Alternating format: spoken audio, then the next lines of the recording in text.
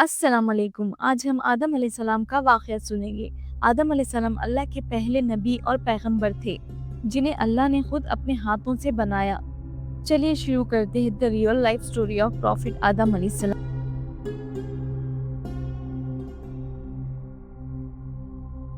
सूरह अल-बक़रा में अल्लाह ने आदम अलैहिस्सलाम का जिक्र किया है। जब अल्लाह ने इंसान की मखलूक को पैदा करने का इरादा किया तो फरिश्तों से फरमाया, मैं ज़मीन में अपना एक खलीफा बनाने वाला हूँ। फरिश्तों को लगा शायद उनकी इबादत में कोई कमी रह गई है, इसीलिए अल्लाह एक नई मखलूक बनाने का इरादा किया है। फरिश्तों ने जिनों जैसी दूसरी मखलूक भी देखी थी, जो ज्यादा अक्ल नहीं रखते, हुरेजी करते थे। फरिश्तों ने अल्लाह से कहा, या अल्लाह, हम तेरी तस्बीह, हम्द और पाकी बयां करते हैं।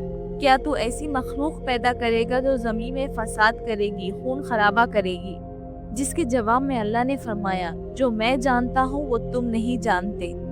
फरिश्तों ने आपस में कहा कि अल्लाह ताला जो भी मखलूक पैदा करेगा वो हमसे ज्यादा इल्म नहीं रख सकती। फिर अल्लाह ने आदम अलैहिस्सलाम को इल्म से नवाजा और उन्हें कुछ चीजें के नामा सिखा दिए। फिर अल्लाह ने आदम अलैहिस्सलाम को फरिश्तों के सामने पेश किया और फरिश्तों से फरमाया कि तुम बताओ इन चीजों के नामा अगर तुम सच्चे हो। फरिश्तों ने कहा कि हम उतना ही इल्म जानते हैं जितना तूने हमें सिखाया है, उसके सिवा हमें कुछ नहीं मालूम। फिर अल्लाह ने कहा, ऐ आदम, इनको तुम बता दो इन चीजों के नाम। फिर जब आदम ने इन चीजों के नाम बता दिए, फिर अल्लाह ने फरिश्तों से फरमाया कि मैं ना कहता था कि मैं आसमान और जमीनों की पोशीदा चीजों को जानता हूँ। फिर अल्लाह ने फरिश्तों से फरमाया कि तुम आदम को सजदा करो। फिर वो सब सजदे में गिर पड़े, मगर शैतान ने सजदा नहीं किया। अल्लाह ने फरमाया कि ए इब्लीस, तुझे क्या हुआ? तू सजदा करने वालों के साथ शरीक ना हुआ? शैतान ने तकब्बुर में कहा, मैं ऐसा नहीं हूँ जो इंसान को सजदा करूं, जिसे तूने खनखनाते हुए सड़े हुए गारे की मिट्टी से बनाया है।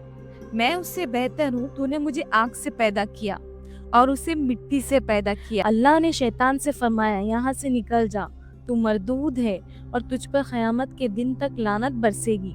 शैतान ने कहा, मुझे क़यामत तक मोहलत दे। अल्लाह ने फरमाया, तुझे मोहलत है।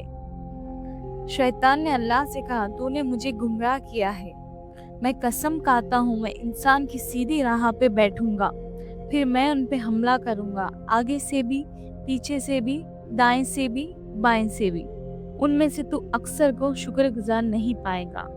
अल्लाह ने फरमाया, तू यहाँ से निकल जा ज़लील व फ़ार। जो उनमें से तेरा कहना मानेगा तो मैं जरूर जहन्नुम को तुम सबसे भर दूंगा। बेशक मेरे खास बंदों पर तेरा जरा काबू नहीं चलेगा। जन्नत की सारी नेमतों के बावजूद आदम अलैहिस्सलाम जन्नत में अकेला महसूस करते थे। फिर अल्लाह ने हवा अलैहिस्सलाम को बनाया ताकि आदम अलैहिस्सलाम उनसे सुकून पा सके। फिर अल्लाह ने फरमाया, ए आदम, तुम और तुम्हारी बीवी जन्नत में रहो, जिस जगह से तुम चाहो उस वहाँ से खाओ, मगर उस दरख्त के पास मत जाना, वरना तुम जालिमों में से हो जाओगे। फिर शैतान ने उनके दिलों में वसवसा डाला और कहने लगा, तुम्हारे रब ने तुमने इस दरख्त से इसलिए मना किया था कि तुम फरिश्ते ना बन जाओ या हमेशा जिंदा रहने वाले ना बन जाओ। उसने खस्में तक खानी स्टार्ट कर दी कि वो उनका खैर ख्वाह है। बस मरदूत ने उनको धोखा देकर दरख्त की तरफ खींच ही लिया। फिर उन दोनों ने वो फल खा लिए। जैसे ही उन्होंने वो फल खाया, उनकी सतर की सारी चीजें खुल गई और वो दरख्तों के पत्ते तोड़ तोड़ कर अपने ऊपर चिपकाने लगे और सतर छुपाने लगे। फिर अल्लाह ने उनको पुकारा और फरमाया, क्या मैंने तुम्हें मना नहीं किया था उस दरख्त के पास ना जाओ? मैंने कहा था शैतान तुम्हारा बड़ा दुश्मन है। हजरत आदम और हवा अलैहिस्सलाम ने कहा, ऐ मेरे रब, हमने अपने ऊपर जुल्म किया। अगर हमें आप ना बख्शेंगे और हम पे रहम ना फरमाएंगे तो फिर हम जरूर तबाह हो जाएंगे। अल्लाह ने फरमाया, अब तुम सब नीचे उतर जाओ, अब तुम एक दूसरे के दुश्मन हो और तुम्हारे लिए जमीन पर रहने की जगह है और एक मुद्दत तक नफा हासिल करना।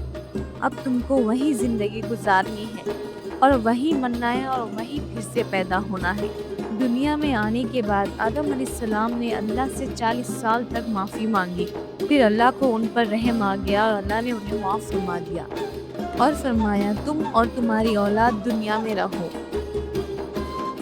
ये बात याद रखो, मेरी तरफ से कोई नबी हिदायत लेकर दुनिया में आए तो उनका कहना मानो اور جو لوگ میرے لائے ہوئے نبیوں کو نہیں مانیں گے، ہماری آیتوں کو جھٹلائیں گے، وہ جہنم میں جائیں گے، پھر ہمیشہ اسی میں رہیں گے۔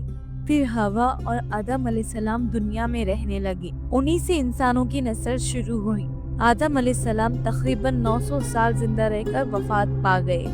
قرآن کے اس واقعے سے ہمیں یہ ہدایت ملتی ہے کہ جب شیطان نے غلطی کی، اس نے غلطی ماننے کے بجائے تکبر کیا اور اللہ کو ہی اپنی گمراہی کا الزام دیا، اور آدم علیہ السلام سے غلطی ہوئی، انہوں نے فوری معافی مانگی اور تب تک معافی مانگتے رہے جب تک اللہ نے معاف نہ کیا۔